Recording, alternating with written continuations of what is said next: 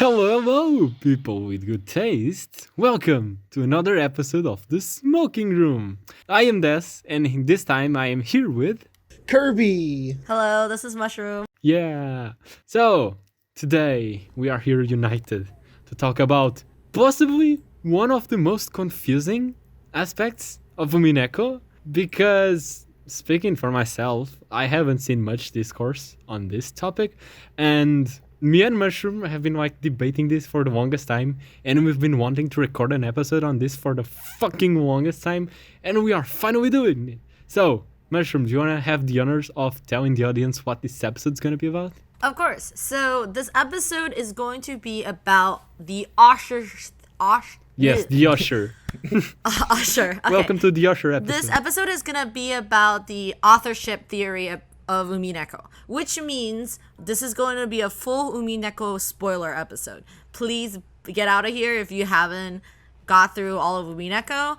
We are going to go really in depth about the authorship theory, which is the concept that each episode is written by somebody in universe at some point in time for a specific reason. On different meta layers. In different meta layers, correct.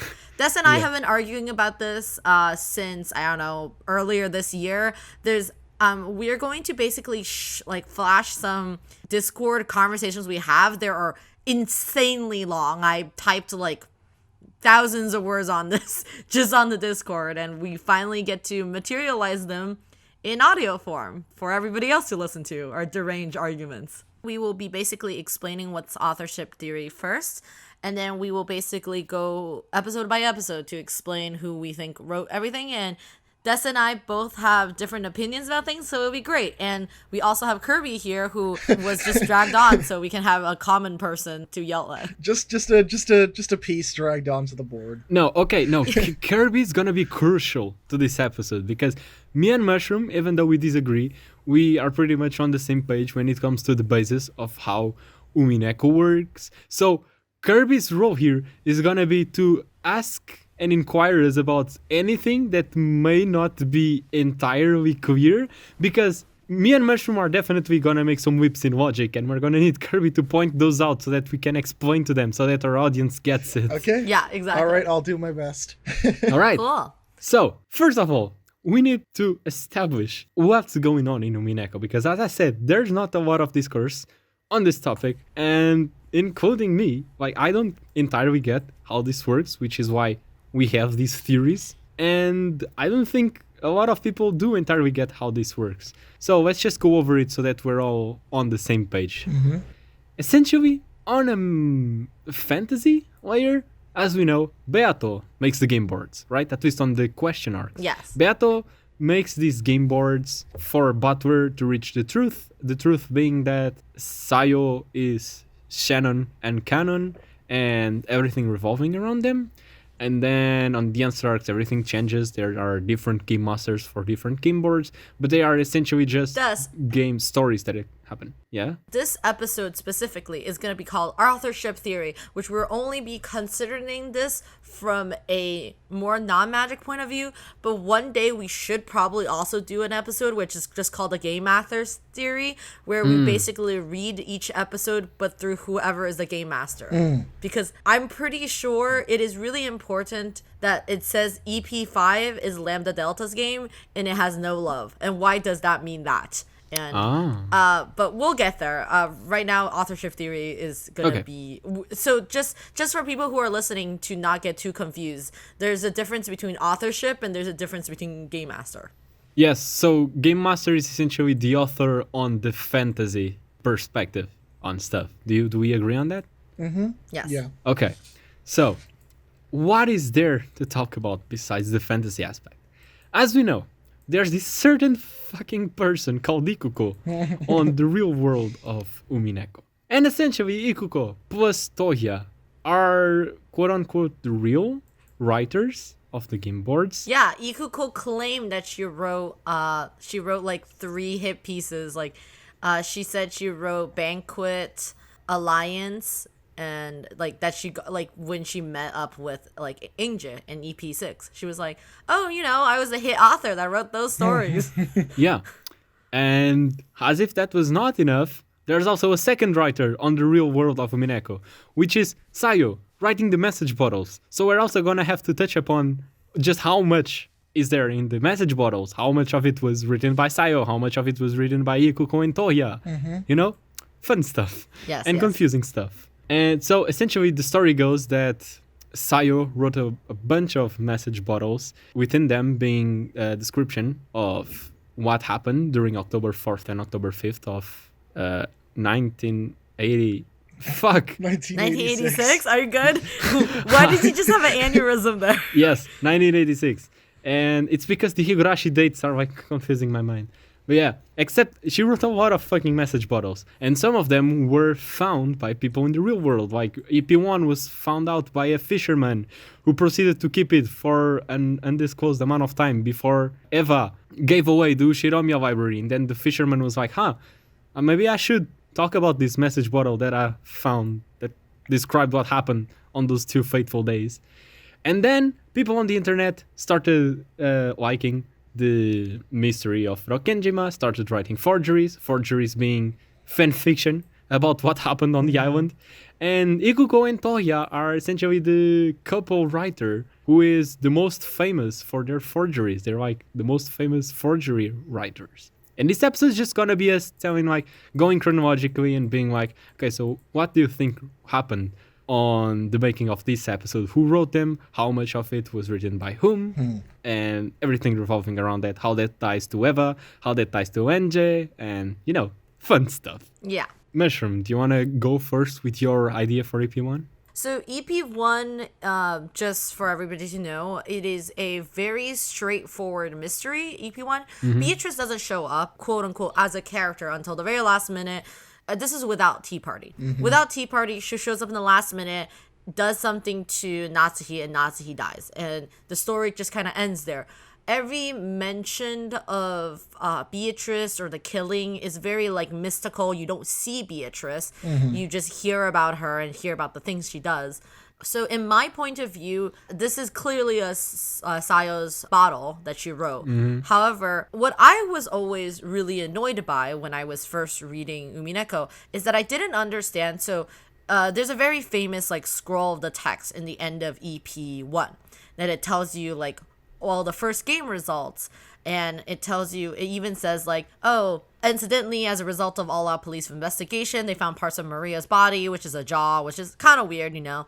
And then they said this incident's later been called as the Rokkenjima mass murder, or the 18 killings of Rokkenjima, which is really weird because that doesn't actually reflect the reality of what happens, because the reality of 1998 is that Eva survives, so it's not 18 killings. So part of me thinks that even the scroll, like the last part of the scroll, is also either penned by Sayo, or it's Sayo's imagination of what it would be like after people find her bottle. Because I don't think she thought there was gonna be any survivors.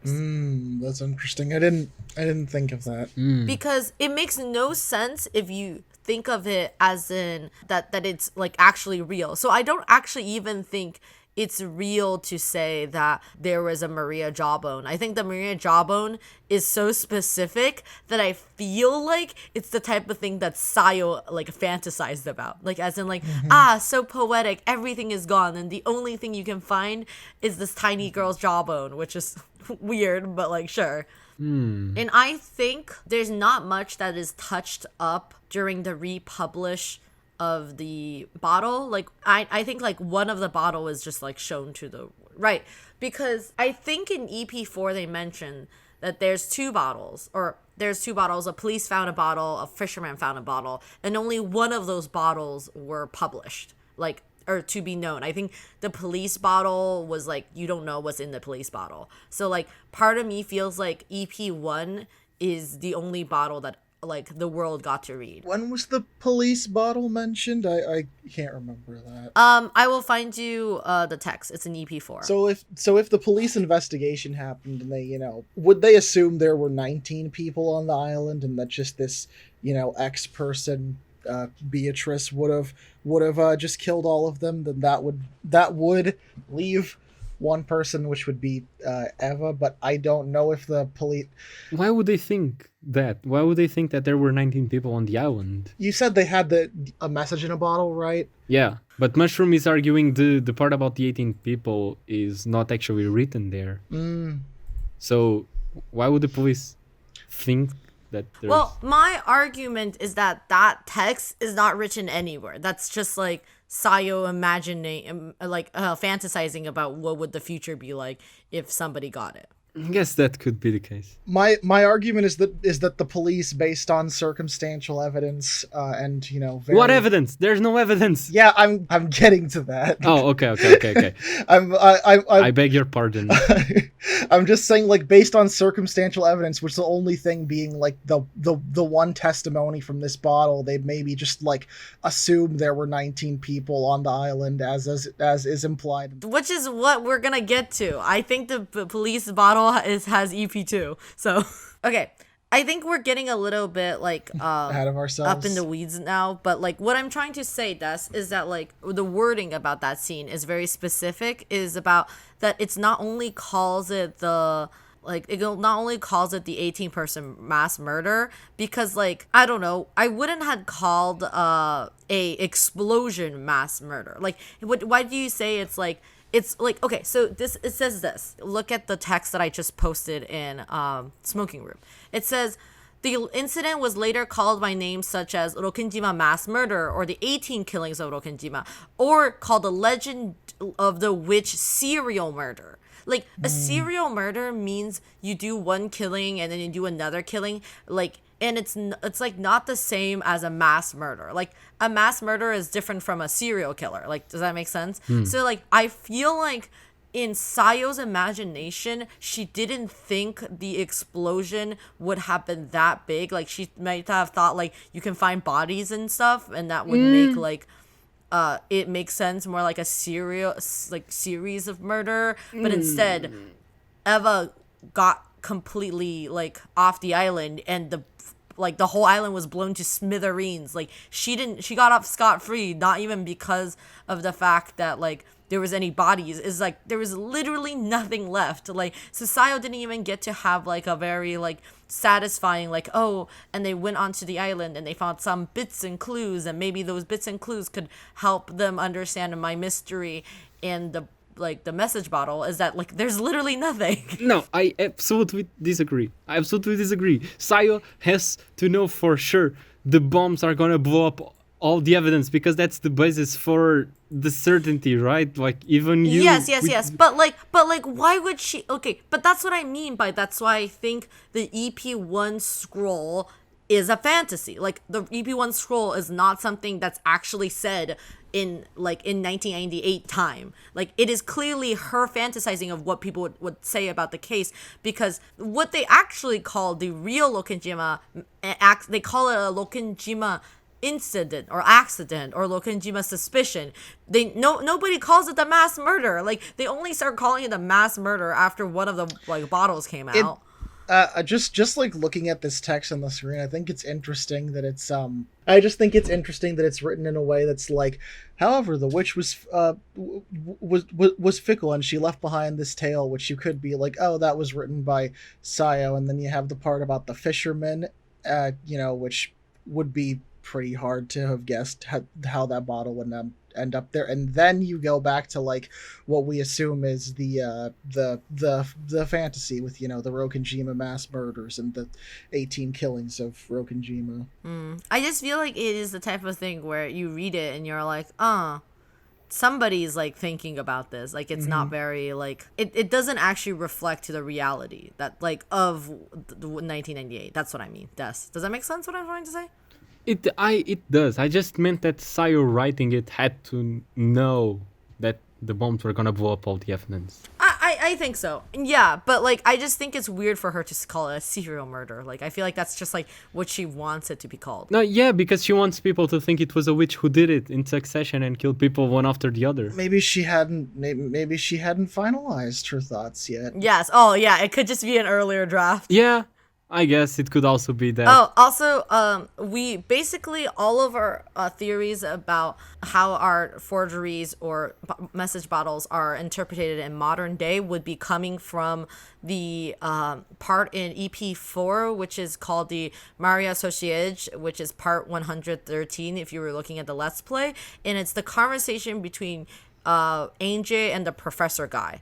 And that's basically the only point where they start talking about how the bottles. Yes. Anyway, I still haven't talked about my thing on AP1. Oh yeah, so of course. Basically, it's basically the same.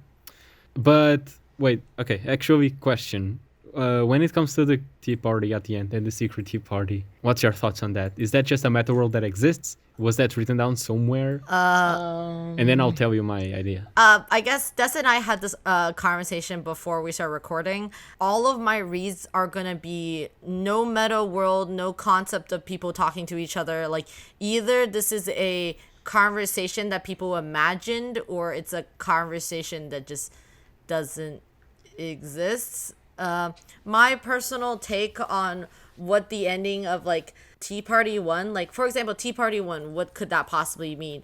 I imagine it is Tohya reading the bottle 1. Like it's Tohya reading bottle 1 and Tohya being like, that doesn't make any sense, like witches don't exist, there's no way there's a witch exists, and then still him being haunted by all of his like weird fragments of memories of his family and things melting, and then him deciding to dive into like having a quote unquote battle with a witch, and it's him actually deciding to confront whatever is happening in his brain. Wait, so for you the meta world exists? Because you said it didn't, but No, I don't believe meta world exists. I believe meta world are just metaphors for things that are like parallel to it, like mentalities, like so it exists. So it exists like just as a concept. Like that's what I'm. Exists as a concept, sure. Okay. Like, yes. Okay. I was gonna say, like, it has to reference something that's happening in the real world and not just its own thing, like separate. Yes, that's what I mean. Yeah. Okay. Like, yeah, Cool. it has to represent something in the real world. So that's the type of exist that I believe. I don't believe like there's literal witches talking to each other in a conceptual level, or when Ange is talking to Maria, I don't believe she's like it's the concept of Ange talking to the concept of Maria. I think it represents Ange imagining like Maria and talking to her through the diary, blah blah blah. But we'll get there. Okay. But so yes. because for me my interpretation of the authorship in Umineko is always changing. So I'm pretty sure I'm just gonna end up disagreeing with what I'm gonna say throughout all of this episode. But currently, my idea is that pretty much everything in Umineko is written down, including the meta world. By who? But like where?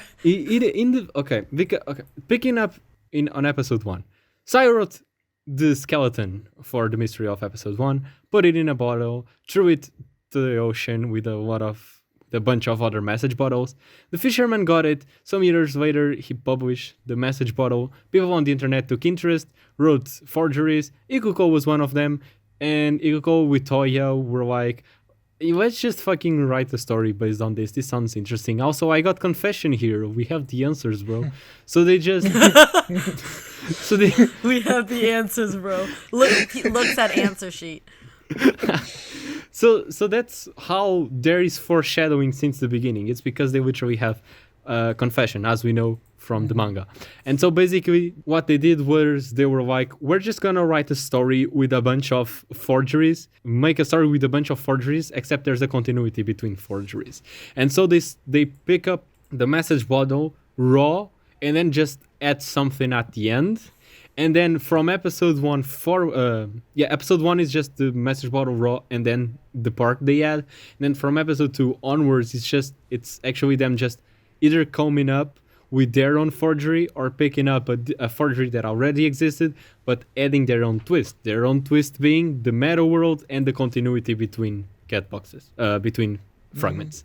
Interesting. Before everybody gets so twisted about what are the things that we believe, Des and I are going to borrow a lot of answers or interpretation that is presented in the manga, which means we are going to say that Ikuko probably found Confession of the Golden Witch, which means that she had the answer sheet of like Umineko, and also that Eva did meet up with Ikuko and Tohya at a certain point to give the diary to them. Yes. Which are two details that are not included in the VN, but we will include it in our theory because it wouldn't make sense otherwise. And also, we will also talk about how that backs up everything else. So. I think we are done with EP1, unless you have anything else to say. No. I think I'm good. Yeah, I think that was clear enough that I don't have to say anything either. So Great. So as for EP2, I don't have anything else to say. I think my conclusion to the previous topic touched upon EP2. It's either if it's the message bottle that the police had and then the police disclosed it, they just took the skeleton again, but then instead of just adding fantasy at the end, they added fantasy all the way through and then liked what they did and just stuck for the rest of the episodes. Who's they? As in Ikuko and Tohya? Yes. It could also just be their own creation. If it's just their own creation from the start, then yeah, they were just like, what if we have fantasy from the start? yeah. I don't actually remember the exact wording of it. I'm not sure if the police bottle was completely disclosed. I think the police bottle was only, they just said the contents was different and maybe some of the information was leaked out of the police bottle. So I think EP1 is like pure bottle that's just a fisherman's bottle and it's pure Saya. I think EP2 is that somebody, I don't know if it's Ikuko and Tohya, probably them, wrote their first story of EP2, and it's basically an adaptation of the few amount of information that they heard about the second bottle. Okay. They just wrote like this is my fantasy version of what I think the second bottle is from the small amount of information we got online. That's why they wrote a bunch of witches in there because, to pad the story. Like, that's my personal imagination of it. Like, I'm not sure if that would make sense, but, I think it does. I always thought that based on some of the stuff, based on some of the information presented at like pretty close to the end of the end of the series, that Sayo wrote the first two, yeah. Okay. Yes, correct. I totally agree with the concept that Sayo wrote first too. What I'm proposing for EP2 is not that it's like written by Ikuko and Tohya, is that like Ikuko and Tohya wrote the latter 4 to 5, depends on how we're gonna debate it, like completely original. As in like EP2 is basically their adaptation of EP2. Interesting. I mean, but I'm not really confident with that. Like, if somebody just came up to me and be like, I personally think EP2 is a pure bottle that's just has more fantasy elements or was later added on fantasy elements because it's more interesting. Because I think what always bothered me as a person to interpret authorship theory is that I always didn't understand why is there such a stylistic difference between EP1 and EP2, where like one is full mystery, one is a lot of magic. Well, the stylistic difference between EP1 and 2 and 3 is also big, which is how you come up with the authorship theory in the first place. But, like, I was just like, either of the magic elements is completely added on by people later, or that Sayo might have just wanted to write magic elements. I don't know. I think my thoughts on that, maybe I'm like totally off the mark here, but my thoughts on why it just might have more magic, more just magic elements in general is that this is assuming that the EP2 bottle is the bottle that the police had. Is that maybe like parts of that bottle were leaked to the public, but not the whole thing. So the magic parts more represent some speculation on the bits in between. Where episode 1, we just have the whole bottle, but again, I could be totally off the mark there. I don't know. Yeah, I think that's a cool way to interpret it. Yes, I see that. Des, is there anything in EP2 like Tea Party that you think of, like that you can greatly note of? No, not exactly EP2, but I do think of something else we should probably mention, which is that how much do we think Tohya has remembered at this point, at different points, and just what we think they are doing. Because as for me, first of all, I think pretty much all of the message bottles only have mystery elements and not fantasy elements, because how the fuck will you fit all of that into a message bottle? But also, Yeah, me too. That's my personal thing too. There's just like there's just too much. it's just a pure mystery. Umineko is too long to fit in bottles. You're just like, wow, the new bottle leaks, and it's like, and then they summoned a tower from the ground. What is this? You're just like, you're just reading this from a bottle. Yeah. And so, well, where was I going with this? Oh, yeah. My idea is that Ikuko writes the mystery part, and then Tohya writes the heart. Yes. Right? Like, not exactly the fantasy part. Like, Ikuko probably also writes the fantasy, but Ikuko is more about, like, how will the fantasy be cohesive and coherent with everything we've already written this far, and how will the story work, and all of that. While Tohya is more like, oh, Ikuko, I think we should like make this conversation between Jeske and Kanan more deep, because like I feel like Ikuko is pretty much disconnected from normal human emotions and social interaction. Definitely. Oh yeah, 100%. Have you met her? So I think Tohya is the one making sure it looks like the forgery was written by a normal human and not someone who would hide the death of a person for years. Butler. Yeah. Remind me, but by this point, does Toya, like, by the time, would he have his memories back by this point, or no? Okay. I don't think so. Not by EP2. We will debate about that and talk about. I think there's a really clear point where his memory comes back, like as a person, but I don't think by this point he remembers anything. I think he probably remembers stuff. He just doesn't realize he's remembering stuff. Like, for example, the designs of the characters that fit what's in Maria's diary. Probably he, like, Sayo showed him the designs or something before. Okay, yes, this also depends on what you think Rokenjima Prime is, but like, using the cat box to my advantage, I'm gonna say that yes, Butler and Sayo did meet, and Sayo told him about her OCs, and then Tohya is okay.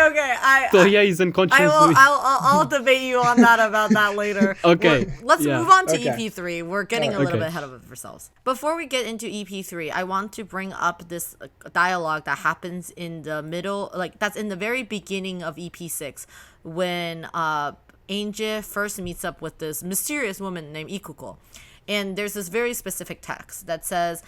In her latest forgery, End of the Golden Wedge, she kills off 7 of my relatives, which she is referring to as EP5. At least during the actual story. No, if you count Alliance and Banquet, the other forgeries she made before now, then she killed off most of my family in horrible ways over and over again.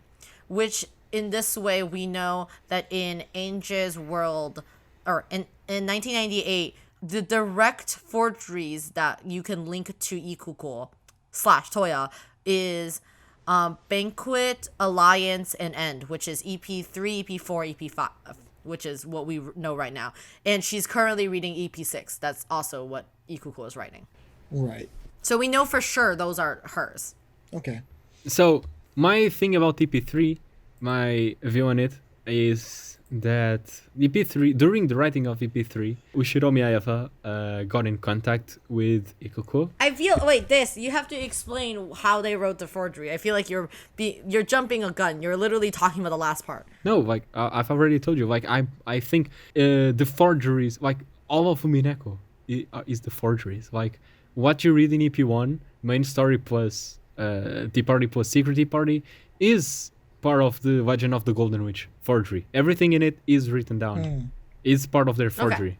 Okay. Yeah. Anyway, sorry. Continue then. So when they were like, Eva read these things and was like, someone from the island is writing this. This has way too much detail. Like the interactions between the characters. This is my fucking family, bro. Yeah. Someone from that island is alive. Someone else.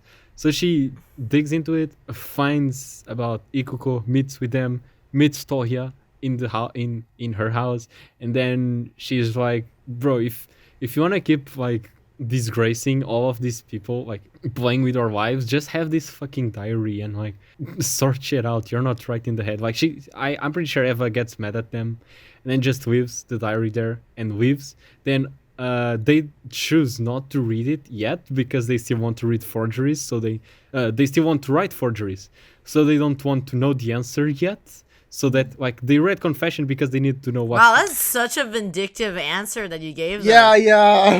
That's fucked up. I was gonna say. I have different interpretation of that, but yeah, sure. Wait, but what do you mean by vindictive? I mean, as in like Ikuko and Tohya decides that they don't want to go and read, to be like, I don't want to open the cat box. I'm just gonna keep writing more murders about this family. It's just a very I guess spiteful theory. Yeah, that's very spiteful. I was gonna say. Okay, so like Ikuko is not a normal human being. She just cares about entertainment. No, but like I think that's not true. Like I think like this is my defense. Like in my defense of Ikuko, I think people oftentimes conflate between Featherine as a Metaworld character and Ikuko as a person. I feel like these two people are actually fairly different. Definitely. Like, I mean, you could call like Ikuko eccentric or weird or quirky or like, but I don't think she's actually like a horrible person. I think she's just like, she didn't think like, which I would debate about. But you can continue. Okay, so if you want to add a little bit of love to the theory, you could just say that.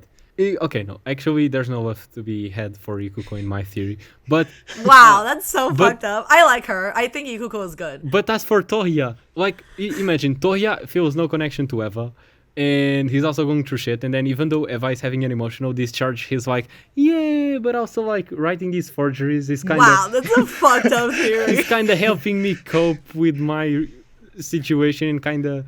I don't know. Well, Ikuko convinces Tohya to keep going or something. Essentially, like, they get the diary, but, like, they don't read it because that's, like, that would destroy the cat box. And the only reason they... Wow, that's fucked up. Like, this is a very, like, burn, like, reading of this. Yes. Sorry. Yes, but they did... I just want to clarify why I think they did not read the diary, even though they read confession, which is because they had to know what the right answer was to start writing this. But then they get the diary and they find out that we actually never had the full answer to the cat box. The rest of the answer to the cat box is inside this diary. And I feel like this is gonna impact our creativity and where we go with the story, so we're just not gonna read it. It's fucked up. They're in the studio, just like, we're not gonna read this just yet. We need to write we still need to write more fan fiction. I strongly disagree, Des. I strongly disagree. Can I fucking tell you my thoughts on this without you throwing it to my face that I am being mean to the story? You're being to the fictional characters in the Des, story. you're being mean to the fictional characters I like. Exactly, Des. Open your eyes to the truth. The truth is hurtful. Okay? No. Sorry, continue. So, continue. Okay. Like, I'm just gonna wait for me to, like, completely change my opinion on this and be like, why was I being so stubborn? But right now, I am being stubborn, and I agree with what I'm saying right now. So, the rest of my theory is just that, yes, so they keep doing this. And still, in the writing of EP3, Eva dies. And then Ange fakes her death. Except they don't know that Ange actually didn't die. They think Ange died. And so... Oh, I don't agree with you on timeline. And so cool. they write EP4. So, like, they keep changing EP3 as these real life events keep happening because they want to write it into the story. And then they publish EP3 as we know it. So you think... That doesn't make any sense timeline-wise. Okay. Why does it make no sense? Okay, I'll explain my timeline idea. I think EP3 came out pre-1998. I think EP3 came out when Ange was in St. Lucia. So, like, I think it came out when she was probably, like, 16. And, like, I think Ange was in high school, which is where she started... And which is when she starts reading, like, Maria's diary when she's in St. Lucia, because you have to be, like, 15 to get in there or something. I think, like, it's because it's a high school. So I think that's when Banquet comes out. EP3 comes out. EP3 is a complete like fabrication, forgery by Ikuko and Tohya. It's like just literally what they think, like what their imagination, the incident basically on the island. And I think like that's when I say, like, I oftentimes joke in when we were doing the EP3 episodes that I say EP3 Banquet is basically Ushiromiya family like conspiracy greatest hits, because not only it writes Eva as a stone cold murderer who murdered the whole family, it also writes Kitty and Rudolph as like really shitty people, and that's like, and which you see in Battle to the Death in the Hall. And because it's basically like Ikuko and Toya's writing the most like sensational piece possible. Like they're writing about like how evil Eva is and writing about how evil Kitty and Rudolph is. And that's also why the extra bullying that Ange gets when she's in high school, because Banquet was really popular and very famous and everybody heard about it. And that's what makes the whole thing about Ange's getting bullied so important, because they keep calling her the witch's daughter. Like, why would they call her the witch's daughter if they think like Beatrice is the witch? Like, it's because like I imagine at that point Banquet had came out and they wrote like Eva as this like conniving, cunning witch who like would stop at nothing to kill her whole family and so they can get money. Okay, then I have a question for you. You're basically saying that for you the Metaworld is not written into the story. Wait, why did I bring this up? It's okay.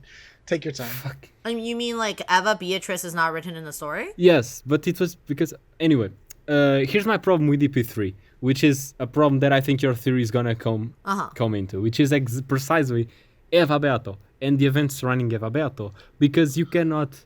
Like, how do you write EP3 as a solid mystery without fantasy elements? Without the fantasy elements, because like EP3 is the episode where the fantasy and the mysteries completely intertwined. I guess, and I know this theory doesn't at all work with what we know about EP3, but the first time reading it through after like reading episode 4, I was under the assumption that EP3 was just a conglomeration of like pretty much all the Eva theories. I know that's definitely not what it is. I just assumed it was like just a weird meta world conglomeration of just the public's thoughts on the murders. I think that's actually a pretty good way to see it. I mean, it's almost not even a mystery that it. I mean, well, it is, but like. Yeah, it's almost not a mystery. Like Eva does the murder so like outrageously obvious that it wasn't like anything. It doesn't come off as a mystery. It comes off as a hit piece towards Eva. Yeah, I guess that's my personal opinion on it.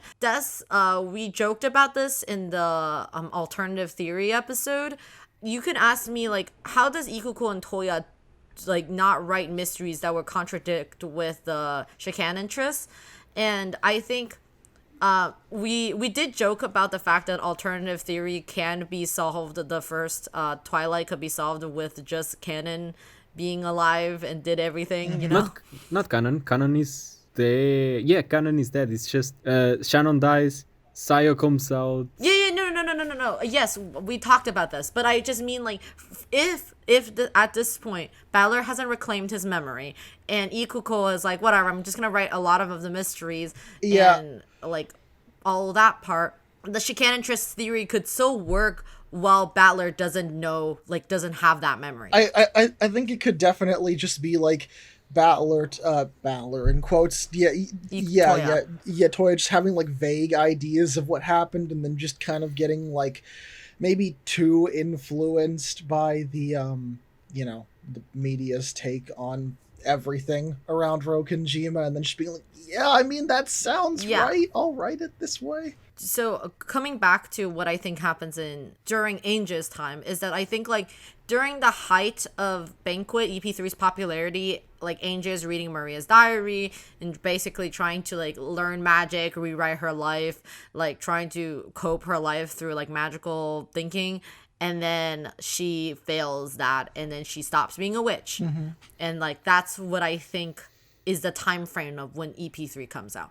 I personally don't think I will talk about when I think Eva shows out. Like Eva actually meets with Ikuko and Tohya, but I don't think it happens at EP3.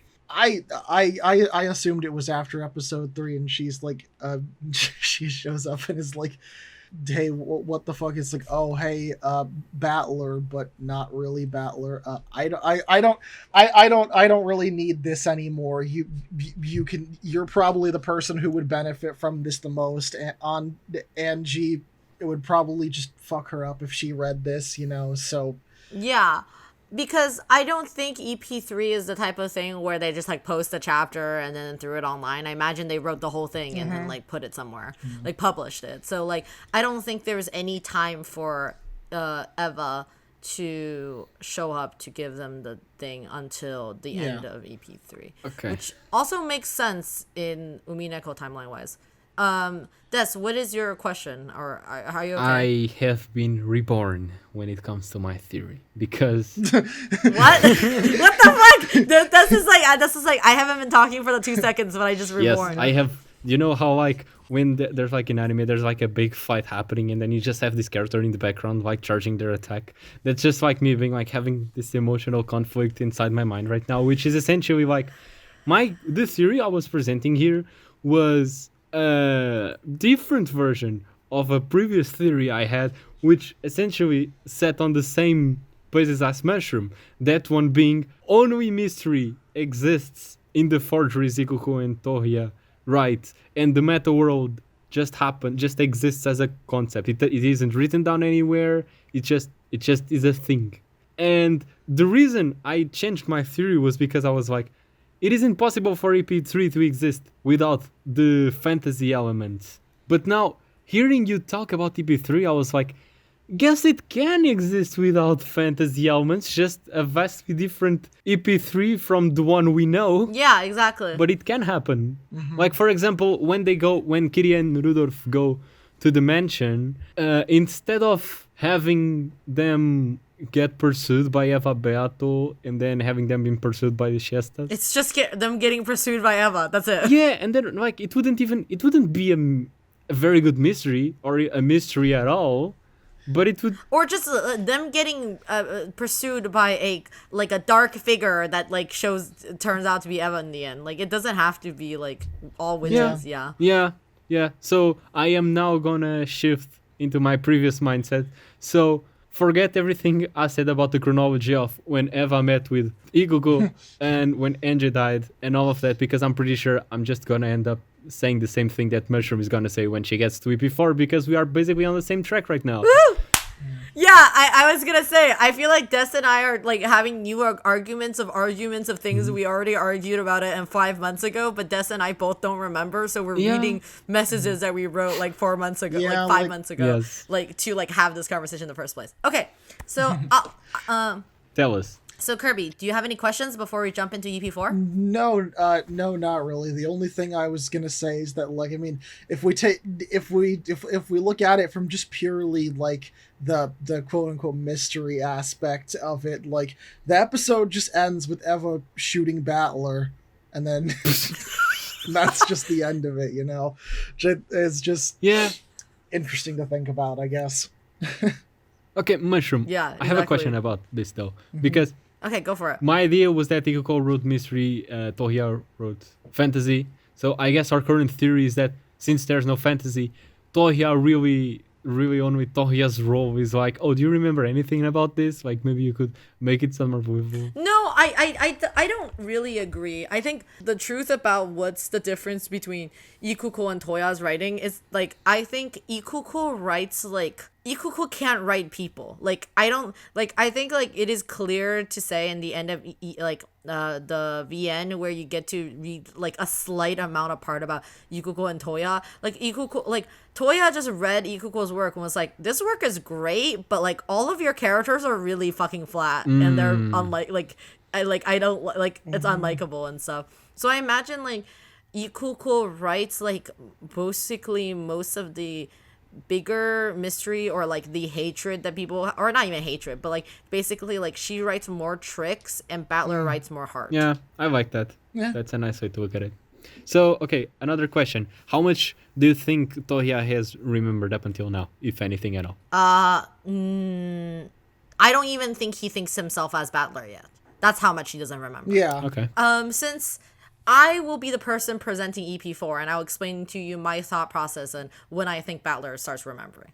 Sounds great? Yeah. Okay, and then I'll tell you if my theory Okay. differs from yours at the end. Okay, good. I personally think EP3 came out when Ange was in high school. Maybe she's like 16 or like 15 or something. So it came out, ruined Ange's life, made her stop practicing magic, and then disowned her only friend slash relative that she thinks of, which is Maria, and broke up with her hot lesbian, hot girlfriend, Mammon. And then so now she's like even more miserable. Yes. Alliance is very specific because there's actually not much in Alliance if you think about it.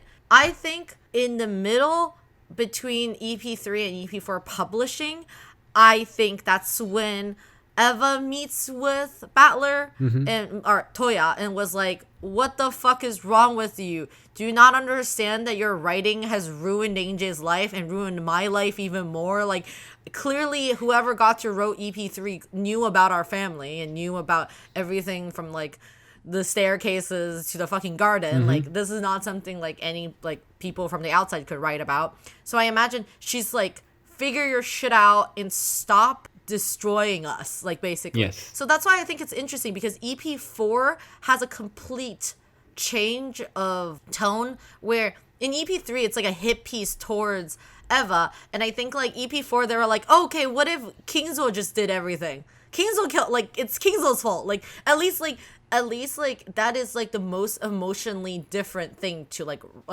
emotionally distant thing to write about. Like, as in like Kingzo did everything, it's all Kingzo's fault. It's Kingzo's like reason is the one who like caused all the tragedy or blah blah blah. So like, even if Eva gave Tohya and Ikuko the diary, and the reason, my personal idea of why Tohya didn't read the diary is because I don't even think he thinks of himself a battler yet. Like, as in like, he doesn't want to face the truth. Like, because if he got to read the diary, that means to like see himself. Like, and I think like, even in the end of EP4, Battler doesn't actually know who Beatrice is, and he, like, only in the end of EP4, which is the very famous, like, watashi wa dare scene, like, who am I scene with Beatrice, I think that is actually the first moment Battler decides to face himself, to decide that he actually, Tohya, who actually wants to know who he is. Like, that's the moment when it happens. Okay. Yeah. So, like, it's at the end of EP4, because the reason why I think that is because I think while writing EP4 is like Toya's having really bad dissociative episodes because not only Eva showed up to say like, you're a battler and like, you need to fucking figure yourself out, he also spends the whole part of EP4 just like being super absent. And then because there's a whole plot point in EP4 where Beatrice says, you are not Asumu's child, like, and I think, like, and he being like, oh, if I'm not Asumu's child, then what am I? Like, do you remember that scene? Like, that's a whole very, very big chunk. And he gets, like, he completely melts as a person because he realized he can't say that in red. And I think that means, like, real life speaking, that's Battler being like, I'm not Battler. He can't say, my name is Ushiromiya Battler. I am Ushiromiya Battler without, like, I don't know, having a complete mental breakdown. I like that. I think that's the parallel, like, that scene in the Metaworld where they're having the debate about who is he? Is he Battler? Is he Asumu's child? Is he Kitty? Like, or is he Rudolph's child? Is he Kingzo's grandchild?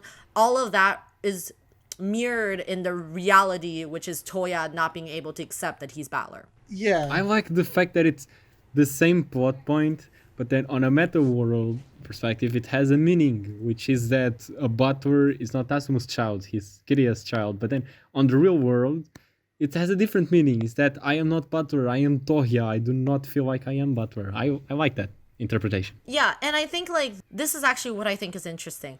Why does like that even Asumu is not Battler's mom thing even comes up? Is like because I think in the real world setting in like 1998 ish, or not maybe 1998, maybe like 1997 or like a few years before, like while they're digging up all this dirt about Kitty and Rudolph, they probably also dug up the dirt about how Kitty is actually like Toya's like mother. And like I feel like if you already don't know so much about your own life and now you're hearing even more conflicting things about like what your past life is, like I feel like that fucks you up even more.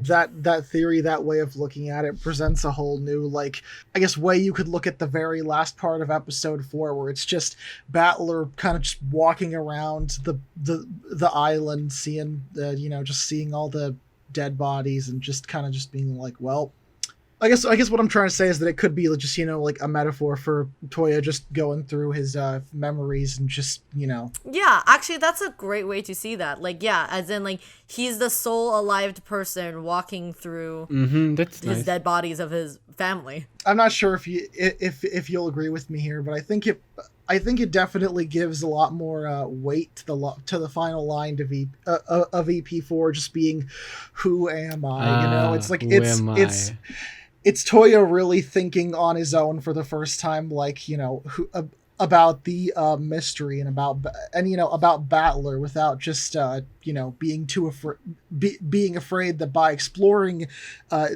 exploring the truth of that mystery, that he will revert back to Battler and stop being himself, Tohya. That's a really good way to see it. Yes. Thank you. I also have stuff to add. I have a lot of stuff to add to your EP4 interpretation, in case you're done with it, Mushroom. Okay, go for it. So, as we know, going into answer arcs, the perspective, like Butler's, what he wants to do, and what the readers want to happen shifts. Because going into the answer arcs, we're rooting for Beato. So we go from being we go from being on the mystery side to being on the fantasy side, to being on the anti-mystery side, right? Which is precisely why Baron goes from a companion to an antagonist, because we change sides, right? Yeah. And the way this is, my idea for how this happens on the real world is that now that I am on the mindset of Eva talked with them post EP3, I'm gonna say Tohya was like, maybe we're done with this, right, Ikuko? And then Ikuko Yeah, and then Ikuko, but they kept the diary, right? Because Eva left it there. And they just decide to stop writing. Like, they just decide we are done. EP4 is going to be our last stuff. And that is why Beato dies in the end. Because Beato, in a way, is also the manifestation of this story. And so the story is going to die, and Beato is going to die. And it also means that the Butler inside Tohya did not come for Beato when the time ran out. The time ran out. Butler did not revive. Tohya still has not regained their full memories. The Butler inside Tohya did not revive. He did not come for Beato. He did not solve the mystery. He did not understand anything from what happened on the island. And they also decided to stop writing the story. So the story died. So Beato died. And that is interesting why Beato dies at the end of EP4. And my interpretation for the Butler melting moment, when he realizes he's not Asumu's child, that could also be because Butler would not want to read the diary. But maybe Ikuko could. Why would Ikuko not read the diary? I mean, yeah, no. I imagine Ikuko definitely read it. Like, if she had the chance. Like, because she doesn't give a shit. And especially because now they are gonna stop writing. So why the fuck not read the diary? And then Ikuko just one day just turned to Tohya and was like, haha, you wanna know a funny story? You're not Asumu's child, bro.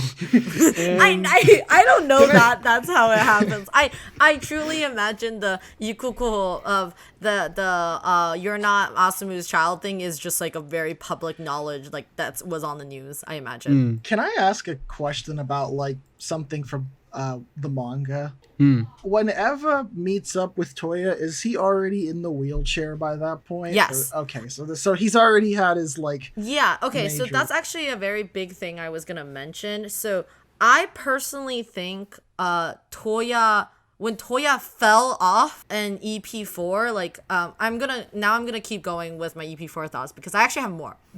When Tohya fell off and start dissociating, I think in reality Tohya Tohya probably like tried to commit suicide. That's my because like I think like they translate into a fit, but I personally think he definitely like that's an injury because of like he like jumped. Like I personally, that's my personal take on that. That's why he ended up in a wheelchair. I think there's like different things about that, but That's interesting. I've always thought like Ikuko found them crippled or hit them with a car, and that was why they were crippled. No, No. in the story, he said at the end of episode 8, he talks about how he's in the wheelchair now, not because Ikuko ran him over with Yeah, the car. exactly. Like, even if you read the text, Damn. the very short amount of text that you read from like Toya's perspective, Toya walks around when he first goes to Ikuko's house. Yeah. I think he also implies that he did it at the end of... Yes, I think so. Yeah, he also implied it. Yeah. So now we basically tackled most things about Toya's perspective, but let's talk about Ange in EP4 because that's a huge chunk. So I personally think that the whole reason why Ange quote unquote dies in the end of EP4 is that Ange basically faked her death in EP4, which is what most people agree with. Yeah, I never really knew how to think about that stuff, honestly. I like going in between the like 1998 and 1986 always just gave me really bad just whiplash when trying to think about it. So I'm just like, what is even real here near the end, you know? Yeah, I think we have to talk about how much of Ange's story is real, because I also am to the idea that half of Ange's story doesn't actually happen, like didn't actually happen. Like a lot of her story happened and part of it didn't, but I think like, well, yeah, she couldn't have died by the end because I guess she's alive. No, I mean that's what I mean by she faked her death. Like she just faked the death of like Ushinomiya Ange died. Like that's why you could say things like Battler died in 1986. Like that's the same idea. Like Toya lives, but Battler dies. There's another scene that I think meets with the same idea between Metaworld and Real World, is that I think in end of EP4, like when EP4 is published, where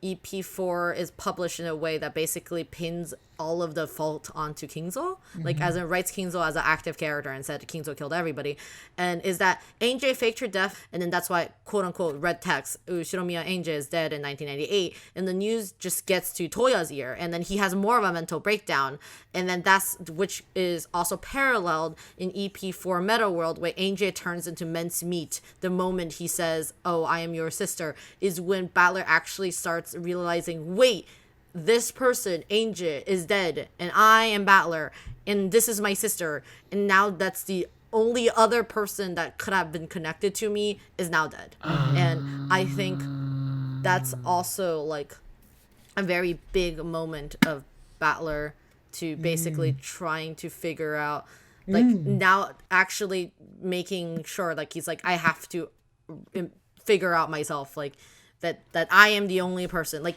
at that moment, I think like Toya realized that he's actually the only quote unquote living Ushinomiya person, which is even though it's not true. Yeah.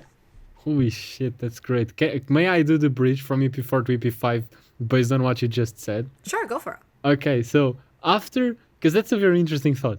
So Butler finds out about Ange's death, right? And then Butler, Tohya, and then he's so destroyed, as you said, that he could be like, I need to redeem myself. I need to do something about this. I don't feel okay with myself having written all of this and then having fucked up my sister's wife and all of that.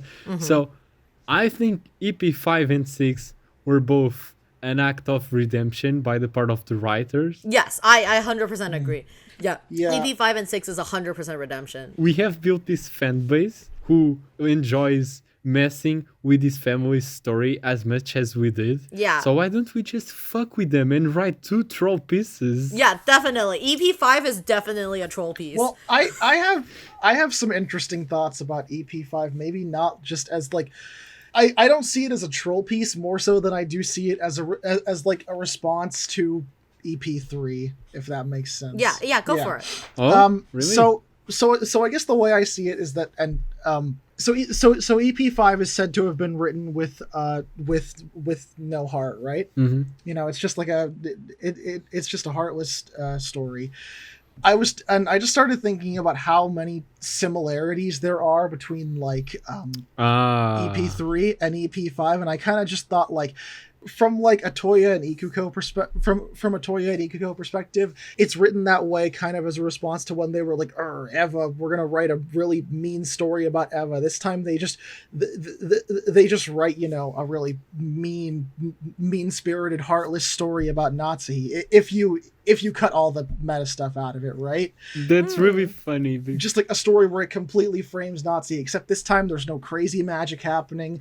There's no like Natsuhi Bioto. It's just like it's just like, you know, kind of like a commentary on their previous work of just like shitting on their own family member, except this time it's more like self-aware, kind of to get the reader to think like, hey, this is pretty fucked up because Natsuhi isn't someone who's I mean, that's also why I think it's super important. Like Natsuhi isn't someone who's in the spotlight as much as like Eva is, if at all. She was just, you know, like someone. I mean, that's also why I think it's important to include the character of Erica. So that's why Des and I call it a troll piece, because like they basically write like Erica, which is like they're like, you're like this, fans, you're like this, totally. You're a fucked up person, and you're the asshole who showed up at this family and then like destroyed these people, these nice people, like nice Natsuhi, who's like here to give you a dress so you didn't like wear your wet ass dress to like that is definitely true. Erika is definitely a character made to take a jab at the readers, being like, you're the outsider, you're the one looking into this family from the outside and coming up with these fake ideas about them and ruining their lives because of it. And we are too. We the writers are too.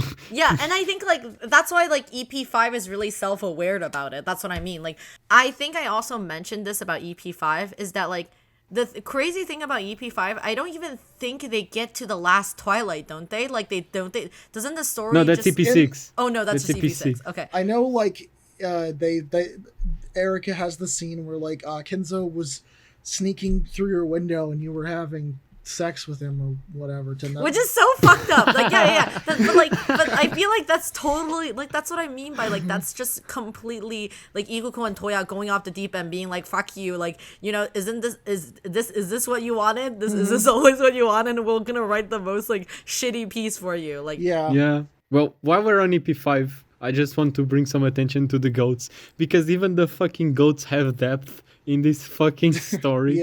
Because I'm always mentioning this, but the goats in the question arcs are the servants of Beato. And then in the answer arcs, they become the object of so much fucking criticism. They just become a mirror for the readers, like a proxy for them. And basically, once again, that change in agency, or that change in what the goats represent, happens because the story itself, like your POV, what you're rooting for, and the writer's ideas also shift. So like this story is stagnant. We're the ones who change. And I think that's super fucking interesting that Umineko just does that. Oh yeah. It's episode 5 went from the episode that I just like felt, I guess, the least anything about, like, oh, it's just like episode 6 again, to like, that's really interesting when you look at it from this perspective. It's neat. I like it. It's great. I think what's interesting is that like Ange was a very prominent character in EP4, but she completely disappears in EP5. And I think the reason she disappears is just because I think at this point Tohya thinks like Ange is dead, so he's just like, she just doesn't exist in the story anymore. He's like, I don't know how to fucking deal with that. Like, so she just doesn't exist. So I personally think like there's a lot of very specific parts about EP5 that I actually think mirrors my whole like battlers on a wheelchair theory. So this is gonna get kind of wild. All right. So you know how EP5, Beatrice spends all her time confined to a chair because she can't move, and she's like, she's like basically non-responsive. Like she's in a catatonic state, and like I personally think the reason why EP5 is written with less heart or with no heart is because Ikuko wrote most of it. Ikuko wrote most of it while Battler is literally catatonic, sitting on a chair, which in reality case is that he's sitting on a wheelchair. He just went through all of the very emotionally awful things, awful things in EP4, and that's why he doesn't show up until he like figures himself out in the end of EP5 when he shows up triumphantly and like learns the truth of Beatrice, is because I think like in a way Beatrice in this episode represents Tohya on a chair, confined, not being able to move. That's so fucking interesting, Mushroom. Oh, I'm so glad, Des, that you didn't read all of my notes, because I wrote all of this in like April. And then you were like, I'm not gonna read it unless we do an episode on it. I was like, that's fine. So okay, this is actually a conversation I had with Sayome, which really helped me form this theory, which is that I see Beatrice's journey and the answer arc to be more mirrored of Tohya and Battler, since Tohya spends his time on a wheelchair, just like how stunted Beatrice is in EP5. And then the idea is that I think Tohya realized after knowing about the news about Ange killing herself, and also receiving the diary from Eva, that the action of him writing about Okinjima is basically killing his family over and over again, especially the dead ones. So he decided to, when he writes EP5, they basically wrote EP5 as a call out to the witch hunters. They decided to write this character named Furude Erika, which stands in for the obnoxious witch hunters who are basically accusing the family with no love, and that's why EP5 is with no love. And they wrote like Erika is a very most unlikable person possible. And so they basically to steamroll Natsuki with quote unquote the truth, her truth, because Natsuki is a very likable character when you read her, and you feel so bad for her, and EP5 like is so shitty to her. Yeah, I see EP5 as a more genuine attempt to write a classic forgery style, while basically calling out people that they're being very shitty with the whole Lokinjima incident. So okay. This is going to be even more big brain guest thoughts now. Are you ready? Sure. So, Umineko answer and question arcs are actually not named that way. They're named Umineko. The first one is called Umineko, and the second part is called Umineko. Chiru. Chiru. Yeah. Chiru means scatter. So I imagine it's like the second part is just them being like, the party's over, get the fuck out of here. Oh my god, that's great. I love that. Okay, yeah, that's my interpretation of EP5. Yeah, it's great interpretation. No more mysteries, leave. Yeah, exactly. The mystery party's over. Everybody pack your bags, get the fuck out of here. Yeah, I like the interpretation of EP5 as just kind of like a hit piece against the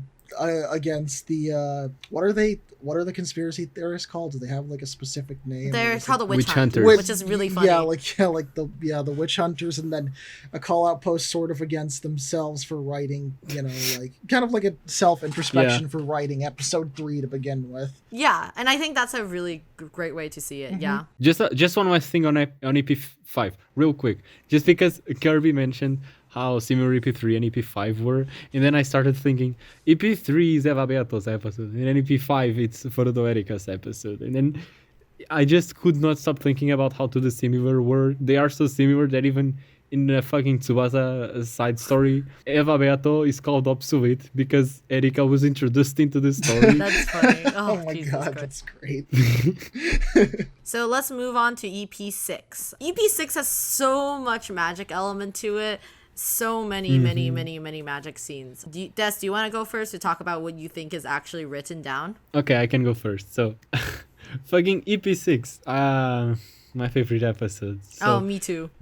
What I think happened on the real world was that they were, like, as you said, Tohya got back into the game at the end of EP5. So EP6 is being written by the two together. And then, in the middle of writing EP6, Ange, who is going on her journey, meeting with people, and meeting with people. Yes. Wait, how would they know Ange is meeting with people and write it into EP4? Maybe that's just not that's not a part of the forgery, right? Forgery is just what happened on the island. Yeah. And then Ange meeting people is just something that's happening on the in the real world. Yeah. I think the timeline is a little bit different. I don't necessarily believe It's a different timeline. Yeah, like I think the time frame is a little bit different. Yeah. When I read it the first time, I took it as EP6, like the real world stuff is happening before EP4, but I don't know if I agree with that anymore. So Part of me feels like parts of EP4 is happening while EP5 is getting written. That's just my personal take on it. We'll debate it about that a little bit more. But yeah, let's continue. I think we should debate it now because we're gonna forget about this plot point. Okay, So get into it, Mushroom. Okay, so this is my thoughts about EP 5 and 6. So, end of EP 5, have Battler understand the full truth, the absolute truth, the truth on top of all the truth. So, I think Des and I debated about this, about when does Tohya accept Battler exist inside of him. I don't necessarily believe EP 5 is when he accepts Battler. I think EP5 is just when he realized what is Beatrice.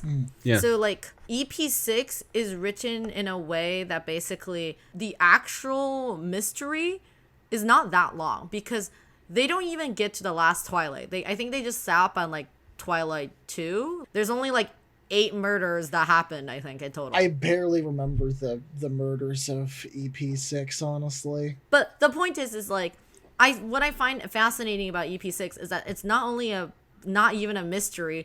I think the EP6 is basically being like, Ikuko and Tohya published their new story and was like, everybody come buy it, and then they read it and it's just a story about a fun family who's trying to play a prank on this girl who shows up on this island, and then the audience gets really mad. and then this girl this nice family who's trying to play a prank on this girl because like she's here and she's kind of like cocky and condescending, and the girl turns around and kills all of these people who are just playing a game with her. EP6 is God. It's so funny. So yeah, and I think like that's where I think the EP6 is a troll episode comes out. However, there's a huge chunk of EP6 that's just the EP6 starts with Ange showing up to Ikuko's place. So that's Des and I argued about this for a long time. I originally didn't believe that Ange went to see Ikuko because in the VN she says, "Oh, I never met Ikuko before. Like, you know, like I'm really excited to meet her." Yeah, on the magic ending. Yes, on the magic ending in the VN. However, if you go read the manga, in the part where she says, "Have you ever met Ikuko before? Like she wants to meet with you." Ange replies, "Oh, I have met her once when I was really young, many years ago. I wonder if she still remembers me." So with that text supporting me, I say Ikuko and Ange did meet, and that's why EP6 has Ange in it, because I think this is the part where I'm not really sure about it. But I think part of the fantasy element of EP6 is written down, but only for Ange to read. Interesting. But why would they write that part for Ange to read? Because I think this is Tohya and Ikuko's redemption arc. Tohya was catatonic after learning Ange killed herself, and also realizing that he might be Battler, you know, like that's all really fucked up shit to know. So I imagine when they had Ange come and reach back out to them again, they wanted to basically show her that I think at that point Tohya wasn't didn't feel confident enough to not confident, but didn't feel sure enough to meet with her yet, but he wants to use his writing to reach her. And I think maybe that's why they wrote the fantasy part of EP6. Okay, this is where our theories differ. Yeah, because I'm not very how do I say serious, not serious. I'm not very confident in this, because the best case scenario is that what I truly wished is that if this fits with the theory more, which is that when Ikuko and Ange meets, Ikuko shows her EP8. That makes way more sense. But you know. But okay, let me fill in some blanks, because my part of the theory is that Ange arranged the meeting with Ikuko, except she didn't barge into their house. She barged into their office. So upon hearing of this, Tohya had a day to like sort his stuff out, think about what he wanted to say to Angie, and write something for her. And I don't think it was the fantasy part of EP6 that he wrote. I think he just actually wrote EP8. And then when Angie came to visit, he gave EP8 to Ikuko and then told her, yo, at the end, like, give this to Angie for her to read.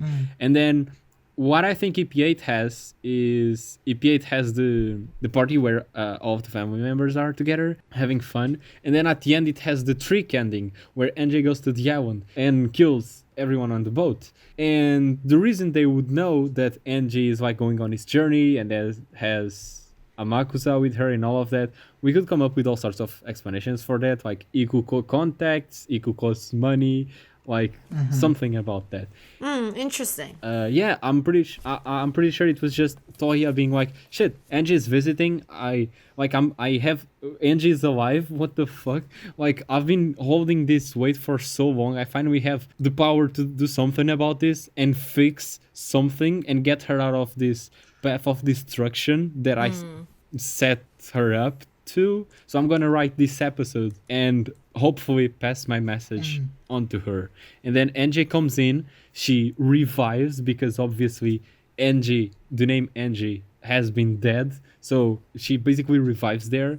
And that's why she essentially just wakes up in Feodorin's house, is because she has been dead up until that point. Okay. That's a really good connection to the Metaworld. That's really good. It's because the personality or the person Ange has been dead and she's... Has been dead. Yeah, Yes. that's smooth. So good. And I don't think I got something you said, because he said that Angie said she met Ikuko previously, but wasn't our whole argument about how Angie in the magic ending said she never met Ikuko, and then I told you, well, she could just be lying because Angie doesn't exist. She is clearly lying. Yeah, because Angie doesn't exist, so Angie cannot have met Ikuko. Yeah. What else did I have to bring up? Yeah, these are my ideas about EP5. I'll get into EP8 later because there's some other stuff I need to mention that, but this is my idea about EP6. I said EP5, I meant EP6. And then Ikuko and Tohya, after Angie leaves, after Angie has read everything and then leaves, they just decide... and Angie doesn't meet Tohya, obviously, when she's at Ikuko's place. Of course not. But anyway, at the end, they were in the middle of writing EP6 when all of this happened, right? But then they look at it and they're like, wouldn't it be a major fucking troll if we just published an unfinished piece? And that's what they do. So the answer arcs are just like, we do a little trolling to everyone. Yes, exactly. That's also why I personally don't think of Featherine and Ikuko as the same person, because in my no magic interpretation, Featherine is an amalgamation between Ikuko and Tohya, which I will prove in EP8 when we get there. Okay, I am looking forward to that because I don't agree. Cool. I also agree with Mushroom there. There was one thing I wanted to say, and that I'm pretty sure that like after Angie leaves at the end of EP6 and she's like, wow, that was great, I'm gonna leave now, like Amakusa's taking a call from Okanogi saying like, hey, have you killed Angie yet? And he's like, no, I'm gonna do it on the island or something. Like, well, it was like obviously not as straightforward as that, but yeah. So could it have happened? Could Angie have already faked her death by that point? I think, you know. Okay, there's a few ideas that I have about it. In my non-magic version, and non-magic, no fragments, no witches, all of that. Fragments don't exist. There's no fragments where she dies or anything. It literally just means that like those are the choices that she didn't take. Like that's okay. But that's exactly what fragments are. It's like different possibilities that you don't get to see because but like fragments make it sound more mystical and like it sounds like parallel like worlds type shit. I don't believe that. Like parallel universes, it's a sci-fi concept as well. It's not fantasy only. Mushroom. No, it doesn't matter. No sci-fi, no fantasy, no. Like, okay, Mr. No Fun. That's what I I mean. Like when I said like when I was gonna do this authorship reading, I was gonna do a no magic, no fantasy, no meta world like reading. So Okay. we can leave all the fun meta world stuff in our like game master episode. Yeah, I guess. Okay, I Yeah. guess. No, just real quick about Ange's death. While we're on Ange's death, every time we say Ange faked her death, at least for me, what I mean by that is that she actually meant to kill herself, but then she survived miraculously, and then she was like, "Well, I guess I'm alive. I guess I will try to find the truth. I guess I literally have nothing else to do with my life." What do you guys mean when you say she faked her death?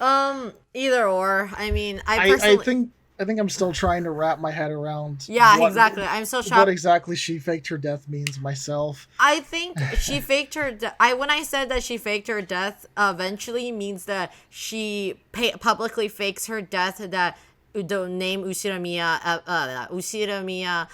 Ange dies. Like that's what I mean by faking her death. But I feel like there's multiple times in the story that she could have attempted suicide and to attempt to commit suicide but didn't succeed. But I'm not really sure if I'm like that sold with the theory yet, so I'm just gonna leave it. Okay. Yeah, I think I would personally, I would need to give it more time in the oven before I'm really ready to say anything super confidently about like the real world in EP6. Yeah. So I think, is that everything we want to mention about EP6? Yes, but before we move into EP7, I think there's something we really need to address, because there's a bit of a hole in our theory that we need to cover. Ooh, I'm excited about holes. Because the lesbian talking. Wait, let me bring. Wait, what did you want to say? What's the hole? Oh, God.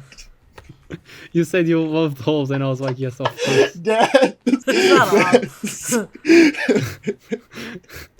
Okay, sorry. But yeah, what did you want to bring up, Mushroom? I wanted to bring up, like, does Amakusa want to kill Ange? Oh, that's a whole episode on itself. I know. I am just gonna bring up like 2 seconds of thought because since Kirby mentioned it in the end of EP6, I personally think that conversation could mean a lot of things. It's either like, did you guys already finish faking her death yet? Are we ready to announce that she's dead? Like, has she already got out of like people's eyes?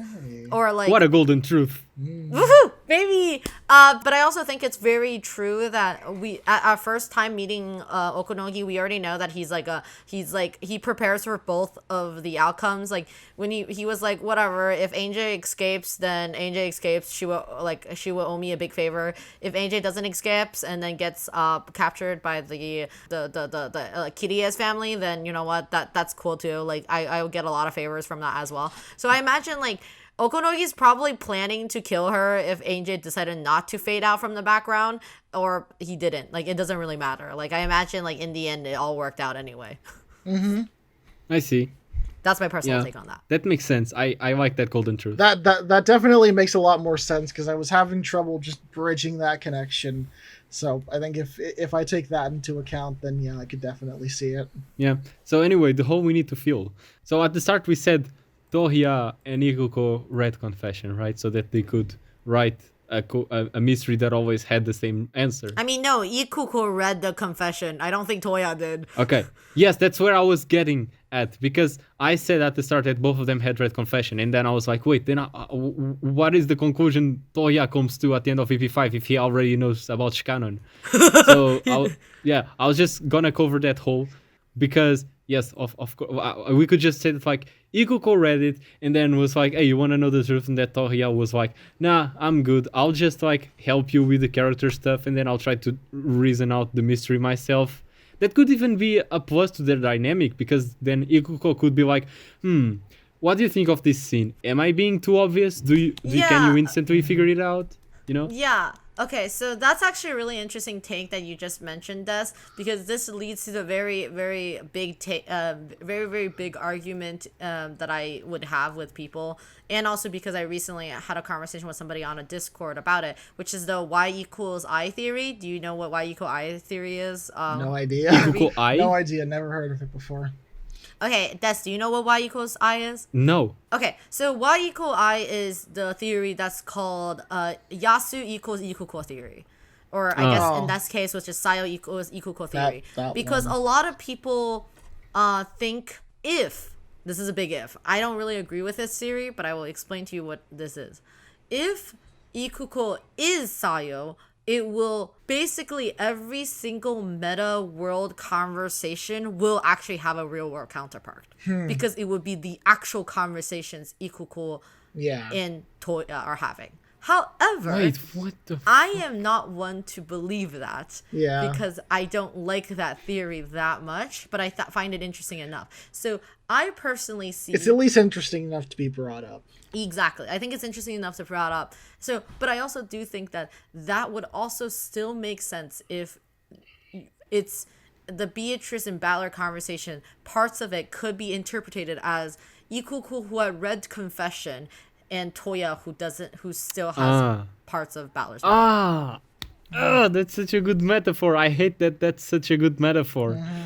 Fuck. Because, like, when I heard the name Ikuko equals Sayo theory, I thought that it was just, like, metaphorically the same person. Because Ikuko is kind of writing the story. And Beato, fucking Sayo also wrote the message bottles. But No. I guess the theory is actually just one-to-one. Oh, yeah. It's really weird because the reason why lots of people like the Ikuko equals Sayo theory, because a lot of people wish that Ikuko basically Sayo basically gets to spend the rest of the life with Balor, helping him, blah blah blah, like with all this idea, and also because Ikuko literally means Iku means like many, like Ikuko many, like we are one but we are many, like Yes, I am one yet many. Yeah. There's a lot of very specific things about Ikuko's name that could be interpreted as Sayo equals Ikuko, but like still like it's a little bit of messy theory. We'll talk about it eventually one day. There's actually a person I was talking to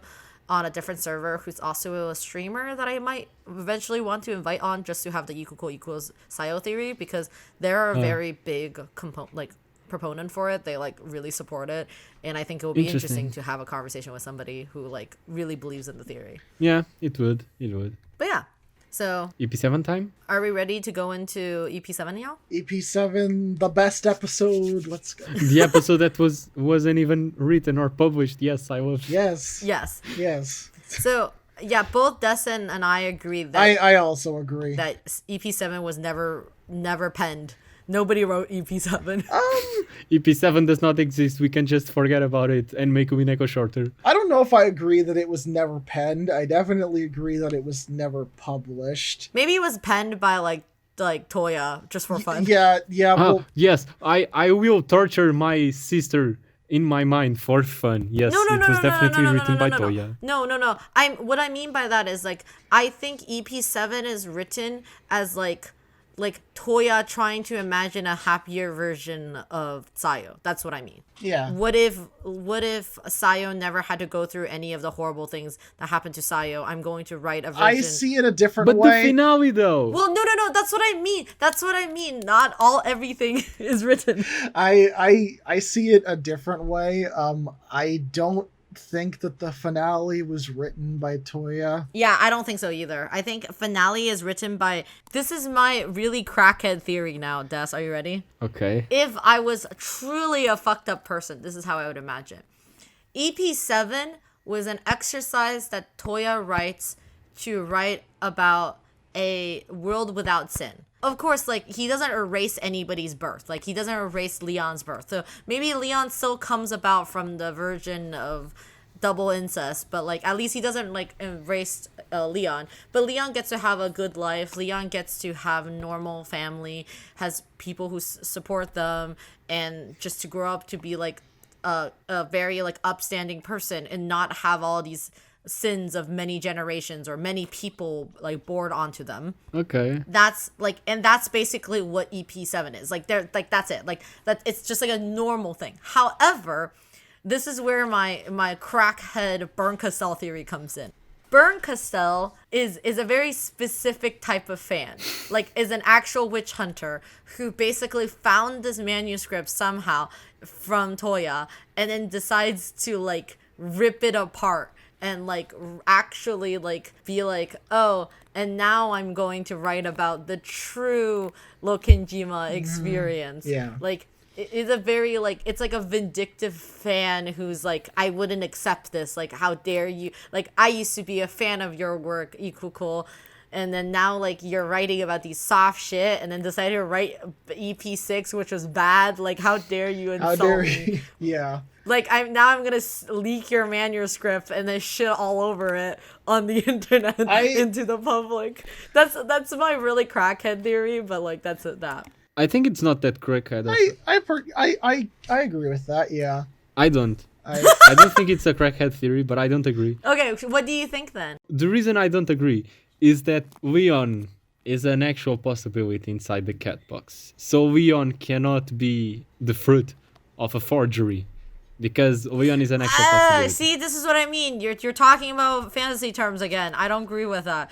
There's no cat box. There's no I am not mushroom. Like what I'm saying is that like anything that's written, like does that make sense? What I'm saying, like I'm not saying that like there's multiple Desas in the world and they made different decisions. I'm just like there's a you and there's there might be choices that you made and you didn't make that, but like.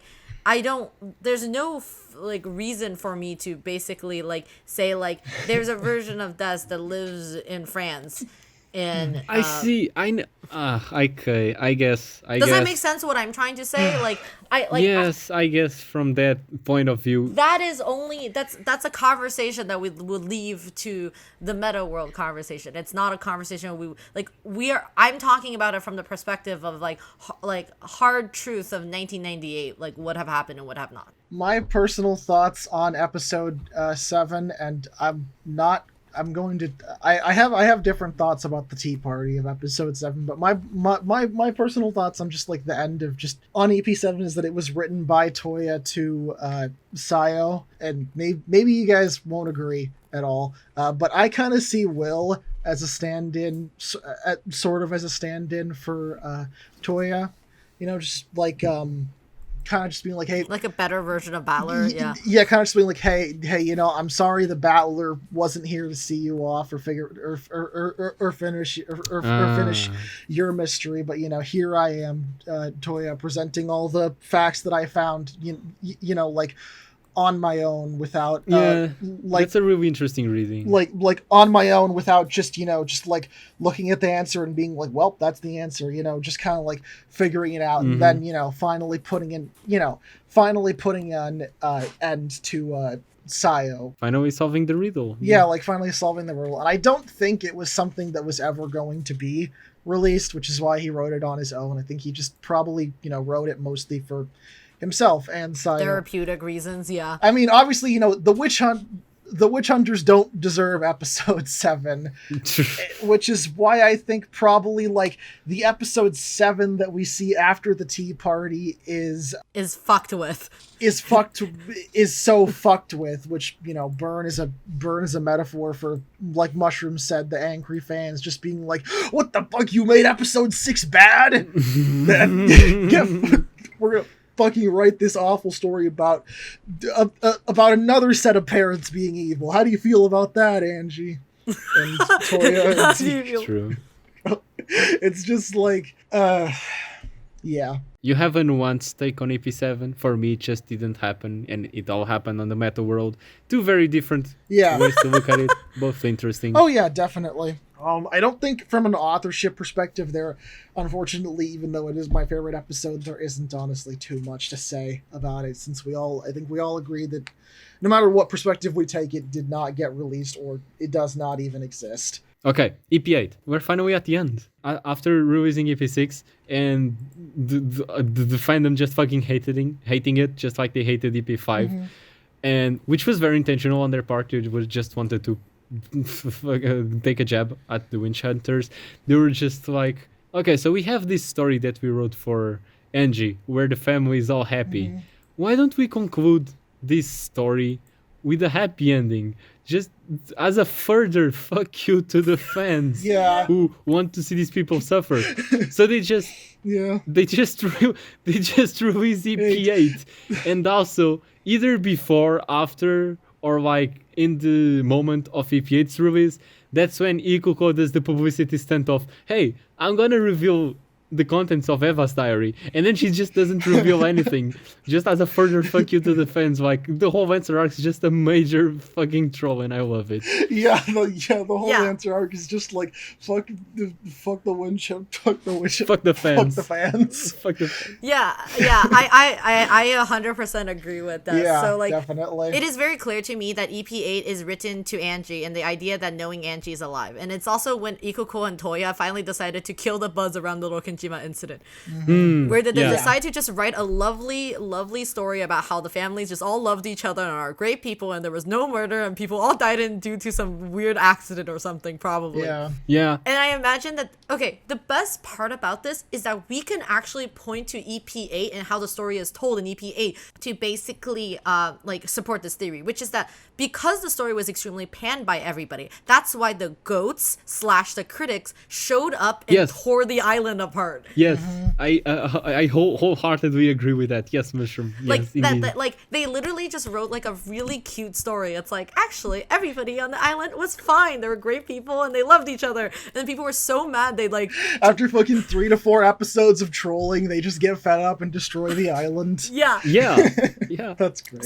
So I think like the story was extremely panned by everybody, which is how the ghosts and the critics showed up to tour the island because they didn't want to read or believe the family could be happy or nice to each other. Not only that Erica, the face of bad faith witch hunter, shows up to the island just to demolish it. Yeah. And it just says, Yeah. and I think like I said, seeing after the publish of EP8 brought them so much attention, Ikuko and Tohya plans their final stunt to put the nail in the coffin, which is where Ikuko basically gets all the people riled up for the release of like the diary of Ushorimiya Eva, where she gets all the media's eyes on her. She basically does a whole ass press conference and then edges all of them and then tell them all to fuck off, that she would never publish it to the public. Yo. So like Fuck what?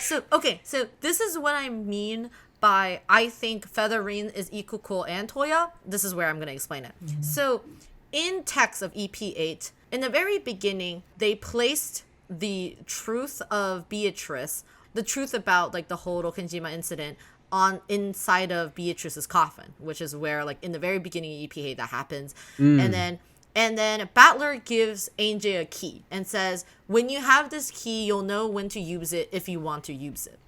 And then basically Battler shows her all this happy things about her life, but she basically rejects it and then go and hangs out with like Evatrice and Erica and all that. And then meanwhile, I think Erica shows up and Erica's like, oh, you have that key on your neck? That key is gonna open. If we take that key to the Great Library of the Witches, we can use that key to open up Eva's diary, like the single truth.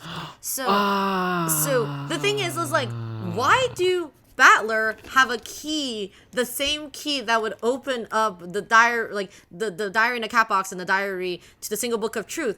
And like basically Featherine is like, yeah, come read this thing, you know, I have it. So like that makes me think that like in a way like Feather and Tohya are the same person, in the way that like Featherine, or when Ikuko said that she was gonna quote unquote publish the whole book of truth, like, and like to the like to show it to the public, and she gets all these people, like the whole EP8 you're like on the edge of your seat because you don't want her to publish the book of truth.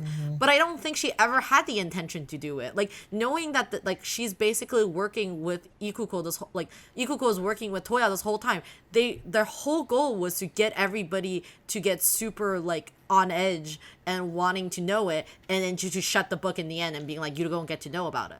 Okay, can I add something? Your theory just made some cogs in my mind start rolling, and now like, what if the key actually exists and they actually gave the key to Ange when she visited them and were like, one day we're gonna reveal the truth of this book, but you're gonna have the key, so you're gonna have the choice in your hands. That would be amazing. Yes. To either reveal the truth or not. Because like Tohya would write EP8, right? And have Ange read it. But you wouldn't know whether Ange got the message or not, right?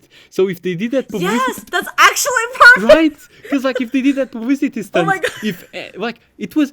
the whole press was there. Everyone would know that shit was happening. So if Ange showed up with the key, that would mean, shit, Ange did not get the message. She's still on her self-destructive journey. But because she did not show up, they were like, yes, Ange got it. Ange got the golden truth, like we can, like, you know, like fucking hell. That actually makes a lot of sense. Yeah, because that's actually a perfect way to see it. Because my biggest question for you now, Des, is do you think Ange has read the single book of Red Truth? No. You don't think so? No.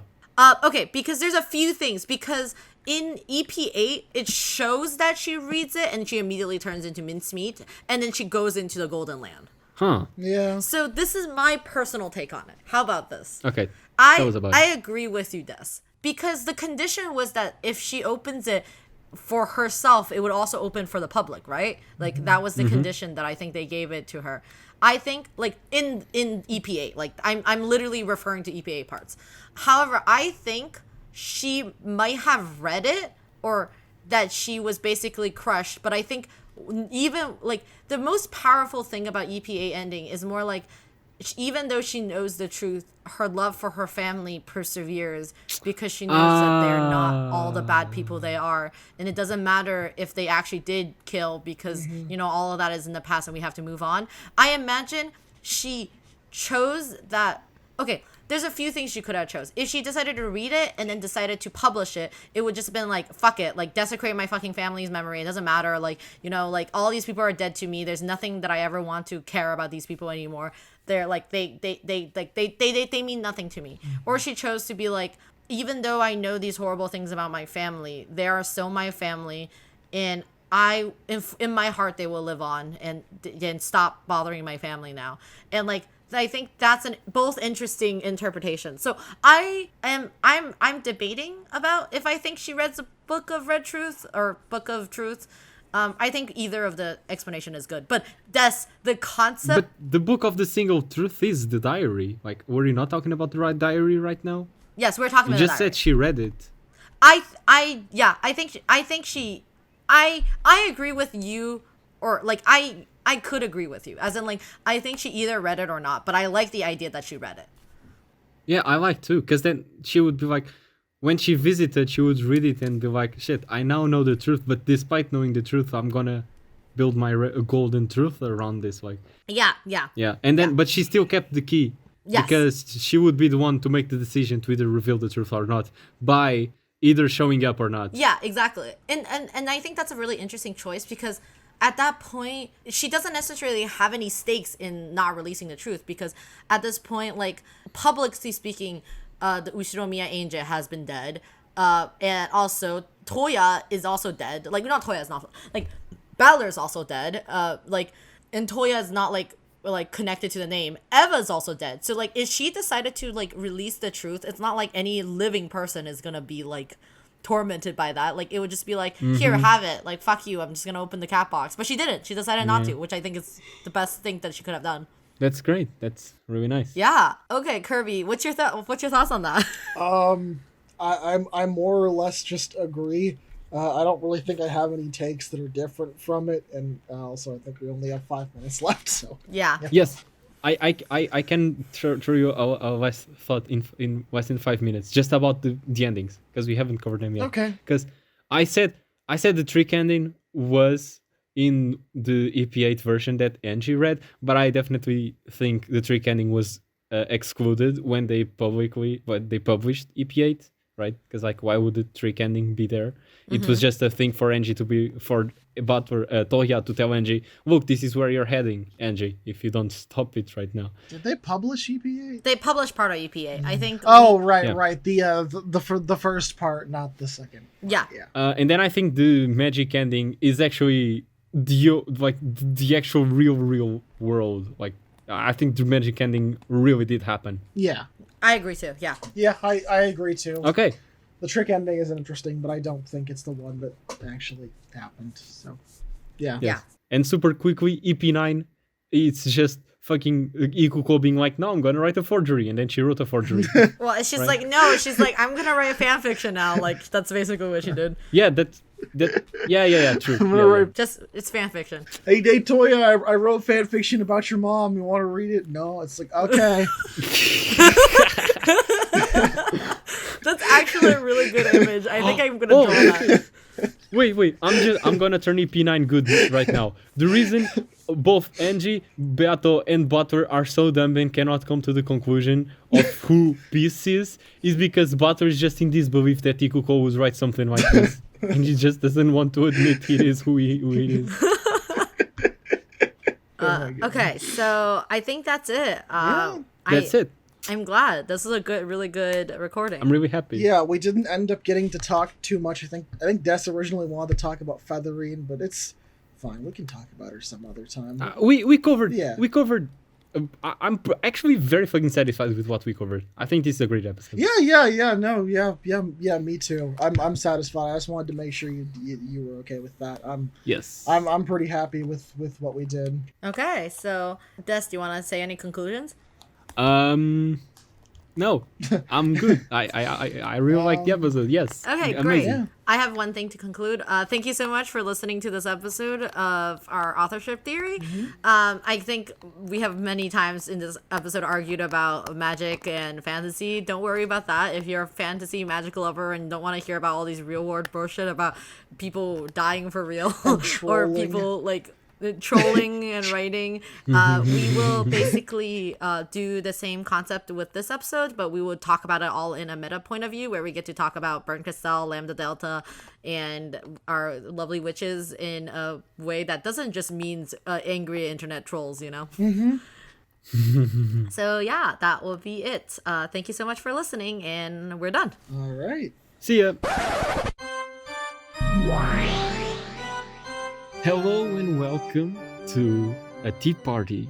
This tea party is essentially a post-recording that we're doing because as I was editing the episode, I came up with two things that I want to mention, and I figured it was important enough to warrant a post-recording segment. So here we are again. Wow. It will be really interesting if by the end of it you're just like, well, that was underwhelming, and I'm like. But I didn't think it will. I'm excited. I am pretty sure. I do think this is important. So, Mushroom. Yes. We argued a bit about the timeline placement of Ange's death during the episode. Yeah, I remember about how EP6 and EP8, those are kind of confusing.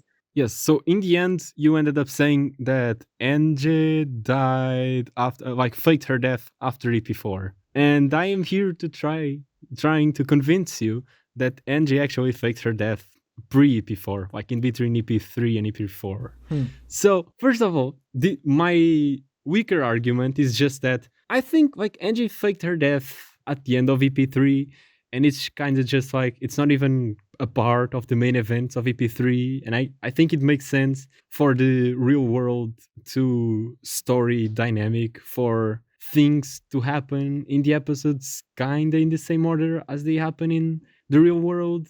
So it would make more sense for Angie to die between EP3 and EP4. But my main argument is that Angie dies in the Metaworld in EP4. She melts, she turns into mincemeat after revealing her name to Butler, right? Yes. So, because the Metaworld and the real world go hand in hand, this would be a perfect parallel for Angie to go around her real world under an alias, just like she is doing in the meta world, after faking her death to get away from the Sumadera. Oh, that would actually make a lot of sense. Okay, that's interesting. I have more. More. Because Angie turns into Miss Smith. Angie dies after revealing her name, which could be a great parallel to her after going under an alias, having to use her real name to try to get in contact with Ikuko and getting the Sumaderas on her track again. Interesting. So you're not convinced? Well, Ange faked her death at the end of EP3. That I am on board now. Okay. Ange goes around and basically uses fake alias.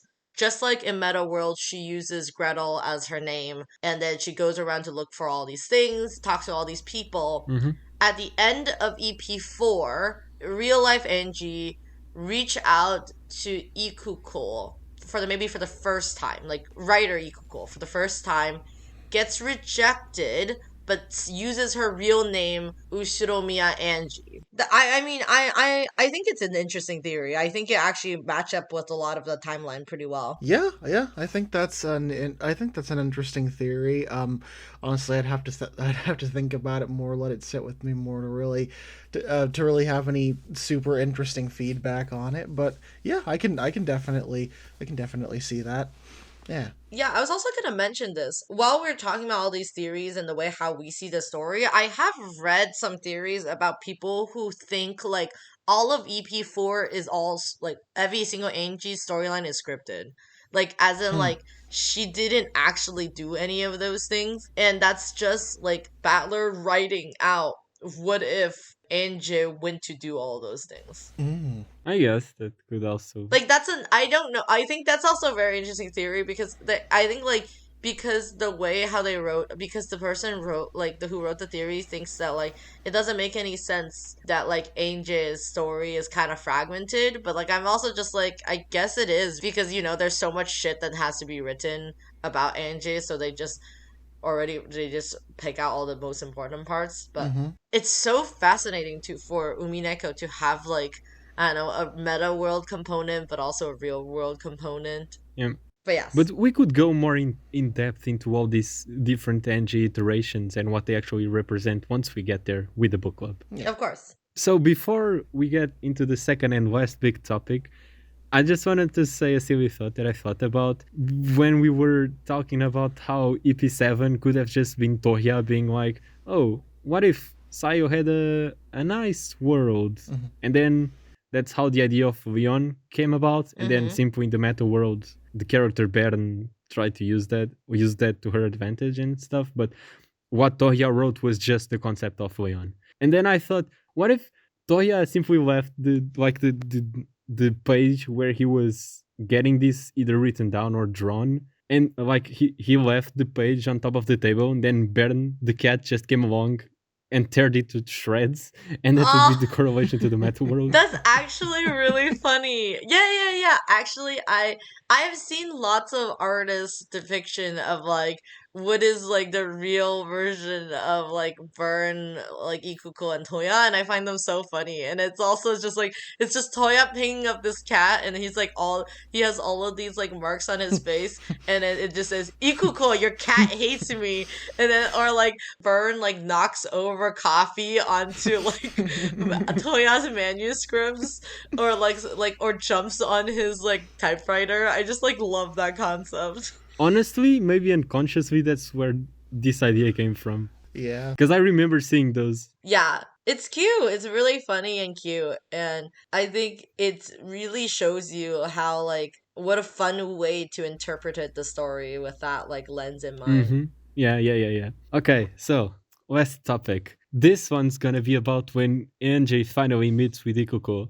And, the whole thing with the key. In the episode, we came to the conclusion that Ikuko, like, after Ange read the EP8 iteration that Tohya wrote, then Ikuko gave her the key, and then eventually Ikuko made that publicity stunt, and Ange would give her answer either with her presence to the conference to unveil the truth, or with her absence and keep the truth locked away, right? Yes. So, here's the thing. I came up with a different explanation that isn't as mind-blowing and emotional as that one, but I think it makes more sense. More mundane? Yeah, it's more mundane, but I think it's more complete, and I think because it bridges the VN version of EP8 and the manga version of EP8 together, I think it's more cohesive. Okay, I'm ready. Yeah. So, in the manga version of EP8, Ange witnesses a fragment, which is the fragment of the single truth, right? And after witnessing that fragment, she dissolves. Yes. And so the real life counterpart could be her using the key right then and there to read the diary. And Ushiromiya Ange is a witch of truth. And I know I'm always saying this, but witches of truth are witches doomed to self-destruct. Because you become a witch of truth when your sole purpose in life becomes finding out the truth about this one specific thing. In Ange's case, being knowing the truth about what happened on Rokkenjima. I don't necessarily think witches of truth in general are about self-destruction, but I believe everything else you say. But yes, continue. Because like they become a witch of truth when their whole life starts revolving around this one specific thing that they cannot attain an answer to. So if that's their purpose in life, after Angie reads the diary and finds out about the truth, there's no point in Ushinomiya Angie living anymore. Oh, So actually, Huh? Des, you are a genius. Okay. I know. Des. Okay, actually, no, because that actually makes a lot of sense. Because the concept is the Ushinomiya Ange who reads the Book of Truth dissolves and she gets wakes Yes, up in the Golden Land. Land. Exactly. That exactly, Mushroom. actually, That's so it. it makes a lot of sense. That's the witch version of her dies and she wakes up becoming a person again. No. She wakes up becoming the Witch of Resurrection. Well, yes. She wakes up and becomes a witch of resurrection. Yes, in the Golden Land with all her family members. That's Yes. amazing. That's I know, right? And then that would imply that in the real world she read the diary, and even if she, after reading the diary, she may have felt like betrayed or lost and shit. That just implies that eventually the magic ending became true, and she did reach her golden truth. Wow, that's amazing. That's beautiful. I'm so happy for her. You know what? I know. You go, girl. Same here. See, this is why we just had to make this recording because we needed to talk about this. We will have to make a third recording of this anyway eventually. Like when we get to when we get to answer arc, I imagine we will have more ideas and being like, wait, I want to retcon the thing I said before. Yeah, for sure. I also believe we will. Okay, there's a few things I wanted to mention before we end this. Since is that the two things you wanted to mention? Yes, that's all. Okay. So one of the first things that I wanted to mention was the fact that Des and I had agreements about how we saw the meta world and stuff. And I think I just wanted to clarify the fact that like in this theory when we're mentioning meta world, we're not thinking of it as meta world where like fantasy things, like no magic exists, no multi-world exists, no like any of those. It's conceptual ideas of a person talk to a conceptual idea of a person. It's more like all metaphors. In the same way, like both Mushroom and Des unfortunately are not our birth names. Hilarious to speak of that. But in the way that we are just two concept of online personalities talking to each other instead of the real life person me or name me and talking to real life person named Des talking in real life. Yes. Which has a little weird nuance to it, but it's pretty fascinating. And basically the conclusion and the main takeaway is Metaworld is just a different interpretation of reality. And that's it. Yeah, exactly. Yep. And I love the fact that like Umineko just lends itself to such fun like analysis of what like the world can be. I do wanted to reply to that person who wrote in our comments. I half believe that like the EP7 Tea Party is the truth. Like I believe all of those events happened. I don't believe it is 100% how Fern Castell shows it. I know that is not like I know that's a kind of like a wishy-washy answer. Like I'm taking the best of both worlds, but like that's the truth I believe in. And if it was 100% what Tea Party shows me, I think there's still love to be read through that scene. Like, there's love to be read through, like, how Kitty is, like, last conversation with Eva. Like, there's lots of love you can read through, like, everybody's action on that island that night. That's, like, a lot of misunderstanding, misfires. So, yeah. Me when I see love in a mass murderer. Yeah, I know. But that's something I wanted to mention because part of me wants to hold out the fact that, like, I think, like, EP7 has, like, that's not 100% prime. Okay. One more thing I wanted to mention before we end this is that I want to mention the fact that my thoughts about how all the characters are written in Umineko is that, like, for example, Goda is written in a way that's like unflattering, like the first two EPs, and like how he's like kind of a coward and kind of annoying, and also like a real mean bitch to like canon and Shannon. Mhm. And I think like that's totally just like Yasu Mhm. being like, oh, not Yasu, sorry. It's totally Sayo being mad at like Goda and being like, oh, I'm gonna write you What? the way What? like you're such a bitch, like I'm gonna write the most unflattering version of you. Why did you retcon Yasu to Sayo? It's the same person. No, I know. Sorry. I wanted to mention this one last thing because I was talking to Dubs, who's at the very tail end of EP4, and the thing he told me is that he thinks Kingzo as a really boring character because in the first 4 EPs you don't actually get any Kingzo, and I was sitting there thinking like, why is Kingzo a boring character? And I was like, of course he's boring. Sayo doesn't see any depth in Kingzo and just fucking like despises this horny old man.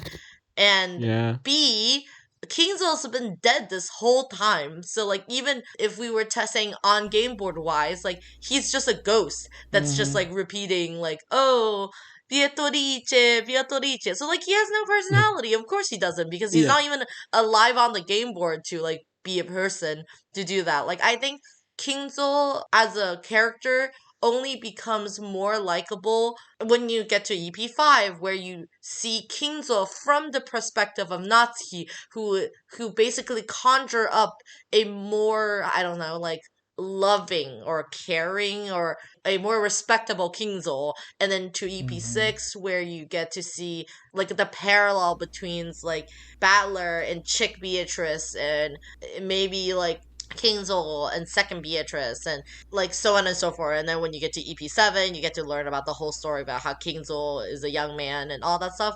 And I think like that is also a fascinating thing that we didn't get to touch on a lot, that maybe in our like future read-throughs or future episodes of us recording we can talk more about, like about how characters were written the way they are, and it really reflects upon who's writing and like what their opinion about the person is.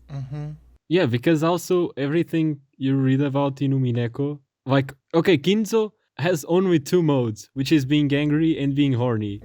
And why is that? Because the only information you can get about Kinzo comes either from Confession of the Golden Witch, which is written by someone who hates Kinzo, or Eva's Diary, which is written by someone who hates Kinzo. Yeah. Yeah, that is true.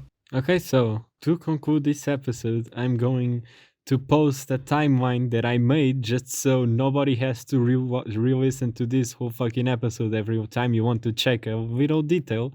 I made this timeline just to make the information in this episode more concise, and I don't know if this is aesthetically pleasing or not. Mushroom, if you want to make a different iteration of this, you're free to do it. Nah, I'll believe in you. Here it is. It's gonna be on screen, listeners. You can screenshot if you want to. It's probably not gonna be big enough for you to read in a video, so I'll try to have a link in the description so you can look at it and amplify it and stuff. It's also not finalized. You should write version 1 on it and then or something. You could probably post it to the Twitter too. Yeah, that's true. And yeah, I think I'll add version 1 just so if you want to make changes in it, we can say what version it is. But anyway, this is the end of the episode. I'm really happy with this episode. I think it's a really important episode to have, even as just a complimentary episode to the book club. Yeah, it's been fun. So yes, this is the episode, one of the biggest ones we have, probably the biggest one. I don't know how this will come out after I finish editing it, but we hope you enjoyed it and that you go listen to the book club episodes because they are really good. Yeah. Thank you. See ya. See ya. Bye-bye.